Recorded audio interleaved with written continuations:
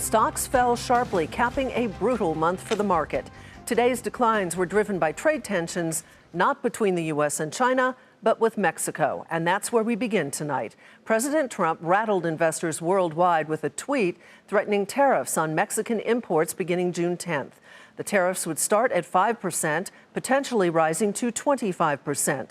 The president said they would be in place until illegal immigration across the southern border was stopped. That surprise threat sent stocks sliding. The Dow Jones Industrial Average fell 354 points to fall below 25,000.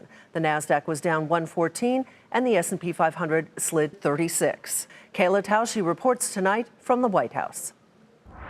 A frustrated President Trump took to Twitter to announce new tariffs on Mexico as a tool to crack down on border crossings. The president pushing forward with this strategy with a green light from the top White House attorney, despite what sources say were objections from his top trade officials, Ambassador Robert Lighthizer and Treasury Secretary Steven Mnuchin. White House trade advisor Peter Navarro suggested Mexico could step up before the tariffs go into effect on June 10th. I would suggest to investors to look at this calmly. Look at what we're trying to do. This is actually a brilliant move by the president to get Mexico's attention, to get them to help us.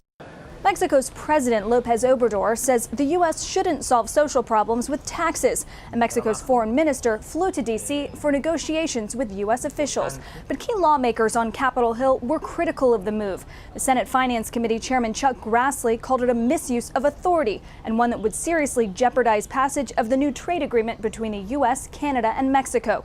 It could also have broader consequences for U.S. trade relationships. Basically, Mexico and China compete. When Mexico wins, China loses. When China wins, Mexico loses. China won yesterday, and the one who won the most is President Xi Jinping. President Trump's February declaration of a national emergency at the southern border has been tied up in a protracted court battle, and a similar challenge could await this order. The U.S. Chamber of Commerce, one of the leading business groups here in the U.S., has said since finding out about these proposed tariffs, it has been working nonstop to explore potential legal options. For Nightly Business Report, I'm Kayla Tausche in Washington.